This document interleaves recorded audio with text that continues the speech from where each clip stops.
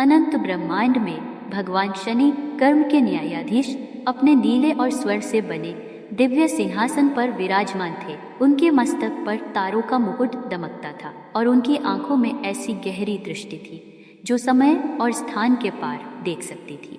उनके पास रखा सुनहरा तराजू हर जीव के कर्मों को मापने का प्रतीक था। यद्यपि लोग उनके न्याय से भयभीत रहते थे, भगवान शनि का हृदय विशाल था और धर्म के पथ पर चलने वालों के लिए करुणा से भरा था।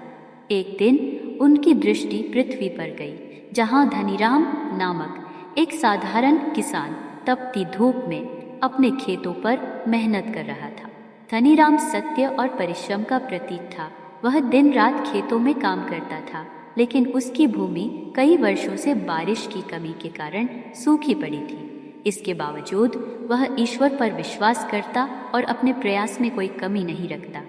हर शाम सूरज ढलने के बाद वह अपनी छोटी सी झोपड़ी में दीप जलाकर प्रार्थना करता। धनीराम की निष्ठा और अडिग विश्वास से भगवान शनि प्रभावित हुए। उन्होंने किसान की परीक्षा लेने का निश्चय किया। एक वृद्ध तपस्वी का वेश धारण कर शनि पृथ्वी पर उतरे और धनीराम के घर पहुँचे। हे भले किसान, तपस्वी ने कहा।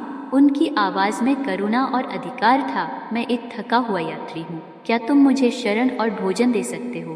धनीराम, जो स्वयं गरीबी में जी रहा था, तपस्वी का स्वागत करता हुआ बोला, मेरा घर छोटा है और भोजन साधारण है, पर जो कुछ है वह आपका है।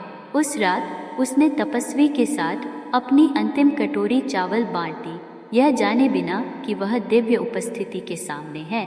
सुबह होते ही तपस्वी ने धनीराम को आशीर्वाद दिया, तुम्हारा हृदय पवित्र है और तुम्हारे कर्म उत्तम है, लेकिन बताओ, क्या तुम्हें अपने कष्टों पर ईश्वर से क्रोध नहीं आता? धनीराम ने मुस्कुराते हुए उत्तर दिया, मैं ईश्वर को दोष कैसे दे सकता हूँ? मेरे कष्ट मेरे अपने कर्मों का फल है। मेरा कर्तव्य है मेहनत करना और न्याय में विश्वास रखना।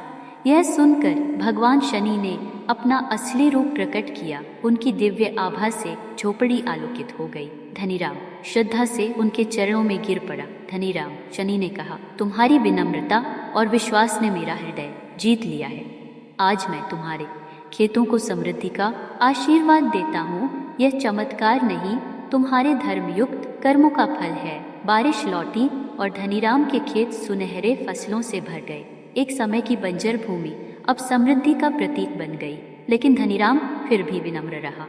अपनी समृद्धि को भगवान शनि की न्यायपूर्ण कृपा मानता रहा।